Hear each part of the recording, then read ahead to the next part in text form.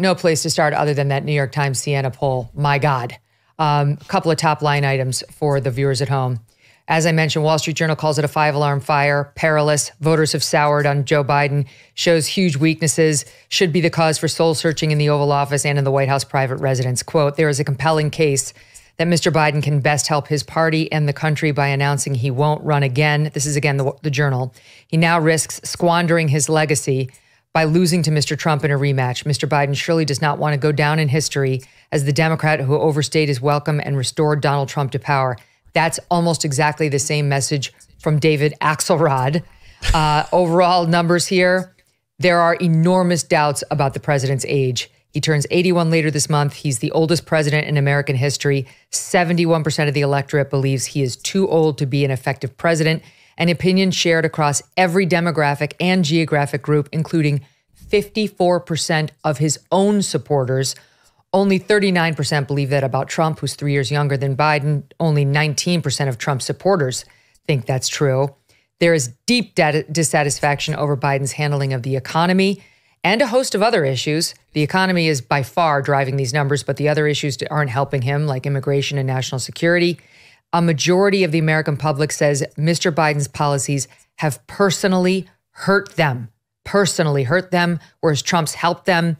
Quote from the Times, the multiracial and multi-generational coalition that elected Joe Biden is fraying seriously. Demographic groups that backed Joe Biden by landslide margins in 2020 now are far more closely contested. 2/3 of the electorate say the United States is going in the wrong direction. Wow. Your thoughts on it? Well, Megyn, I think these poll numbers are a manifestation of the reality of the Biden record, that the last 3 years under Joe Biden have been an absolute train wreck. You know, most elections are decided on the classic question, are you better off now than you were 4 years ago? And for virtually any voter in America, the answer is hell no. I mean, it's not a close question for most voters, unless you happen to be a Mexican drug cartel kingpin. In which case, you probably should vote for Joe Biden because your life has gotten much better under Biden. But if you're a young person, your life has gotten much worse, which is why in this poll it shows young people shifting dramatically towards Trump.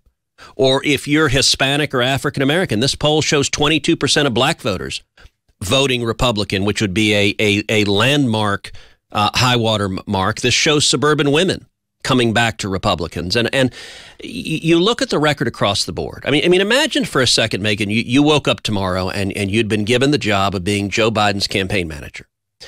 You can't run on the record. You can't run on the economy because the economy is a mess. We've got record high inflation.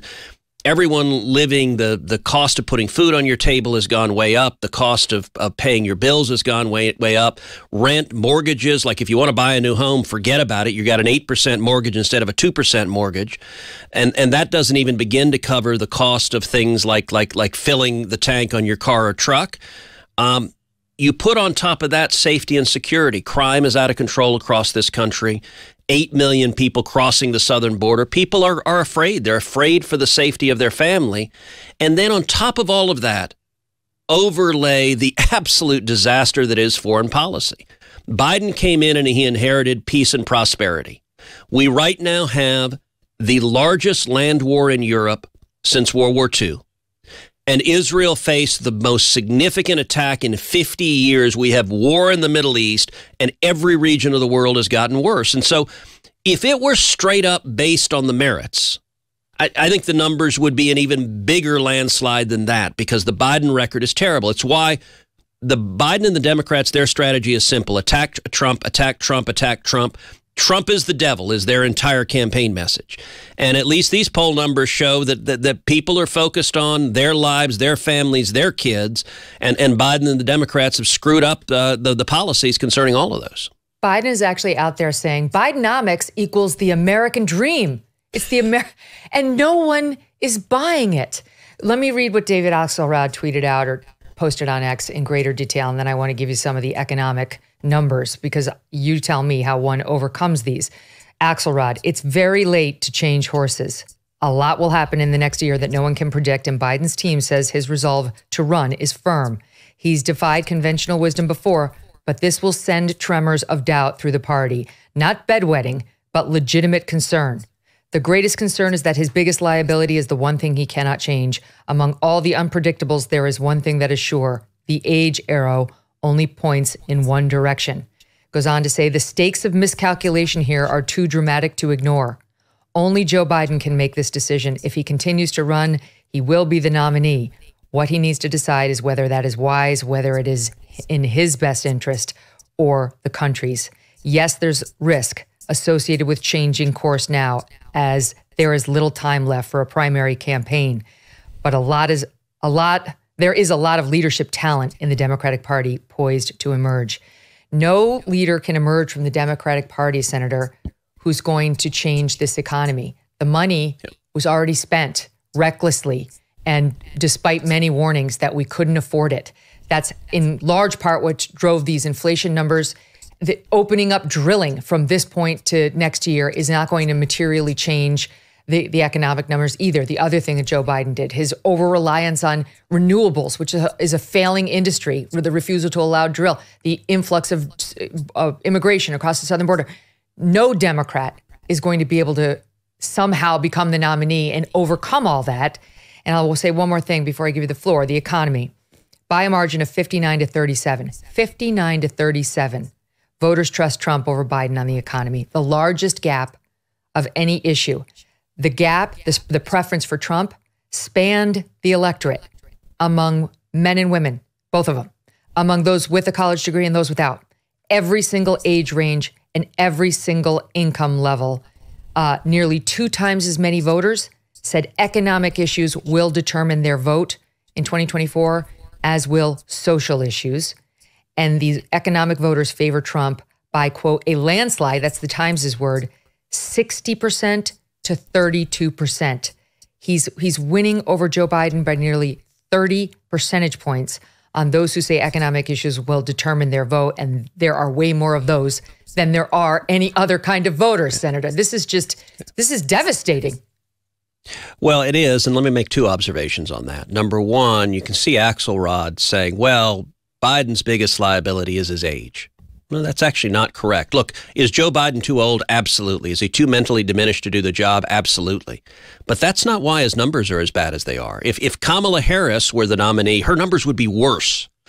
His biggest liability is that his agenda has failed. But look, Axelrod can't say that, because that criticism is true of Chuck Schumer and every other Democrat senator that voted party line in favor of the disastrous Biden agenda. So they've got to say it's about his being too old. But look, as you noted, the poll numbers, you have a majority of voters who say their life is worse off because of Biden. That's not his age. That's failed policies. And the economic voters, you remember James Carville famously said, it's the economy, stupid. Well, life has gotten much harder for virtually every American across the country, other than tech billionaires and those in positions of power. Lobbyists in Washington are doing great, but working men and women are hurting. Second observation. The fact that it's Axelrod saying this is a big deal. Listen, I'm asked all the time in Texas and all across the country, who's really running things in the White House? Obviously, it's not Biden. I agree with it that it's not Biden. I think at this point, the most likely candidate is Barack Obama, that I think Barack Obama is pulling the strings, has been making the decision, has been behind this huge lurch to the left. And Axelrod is basically Obama's right hand. And what I see this Axelrod tweet as is manifesting that Democrats are getting scared. And something, Megyn, that I predicted 3 months ago on my podcast. As you know, I do a podcast 3 days a week, Verdict with Ted Cruz. It's a lot of fun, and the podcast format, as you know well, it's a great format because you can really talk about what's happening. 3 months ago on the Verdict podcast, and by the way, you ought to subscribe to the Verdict podcast and subscribe to Megyn. Listen to us both. But on the Verdict podcast, I predicted 3 months ago, I said the chances are rising dramatically that the Democrats at their convention next summer will dump Joe Biden and parachute in Michelle Obama as the nominee. And I think that would be incredibly dangerous. I don't want to see that happen, but I don't want people to be caught by surprise if and when they do that. And I think Axelrod's step today has just increased the chances of that significantly. Okay, that's very interesting because amazingly, According to this poll and the New York Times' own analysis of its poll, a generic Democrat and Kamala Harris, even Kamala Harris, both fare better than Joe Biden does overall, particularly with Black and Hispanic voters. They made the point, I think, on today's New York Times podcast, The Daily. If Joe Biden simply won over the voters who currently support Kamala Harris over Donald Trump, but who do not support Joe Biden over Donald Trump, all of his problems with young Black and Latino voters would go away. Quote, this is a Joe Biden problem. That's at least how the left is looking at it based on this poll. And Michelle Obama is certainly more popular than Kamala Harris, and certainly with those groups that I just was ticking off. After a crazy day of politics as usual, we all deserve an uplifting dose of plush perfection. And when I say plush perfection, I am talking about the seriously soft and incredibly comfy cuddle blanket from Cozy Earth. Here is why you're going to be addicted to the cuddle blanket. First of all, it's just amazing. It's awesome. The cuddle blanket is a faux fur, that's nice, faux, ultra plush pile blanket that literally wraps you in a soft, warm cocoon of pure luxury. Oh, I have one. It's like heaven on earth. You wrap it around you and the stress of the day melts away. The cuddle blanket is generously sized so you can easily share that warmth. And speaking of sharing, it's perfect for gifting. Everyone loves a blanket as a gift. It doesn't matter what you've earned, what you haven't earned, where you are, where you live, where you don't live. Everyone loves a cuddle blanket. It's double-sided. It's perfectly weighted, like a warm, comforting hug, even draped over your sofa or armchair. Its neutral color and faux fur texture adds a touch of warmth to any space. Elevate your cozy moments with the cuddle blanket. Hurry, save 40% off the cuddle blanket now. This offer will not last, so go to CozyEarth.com, enter my promo code Megyn for 40% off now. That's CozyEarth.com, promo code MEGYN. Hey, thanks so much for watching. If you like what you just saw, hit the subscribe button for more clips and full episodes.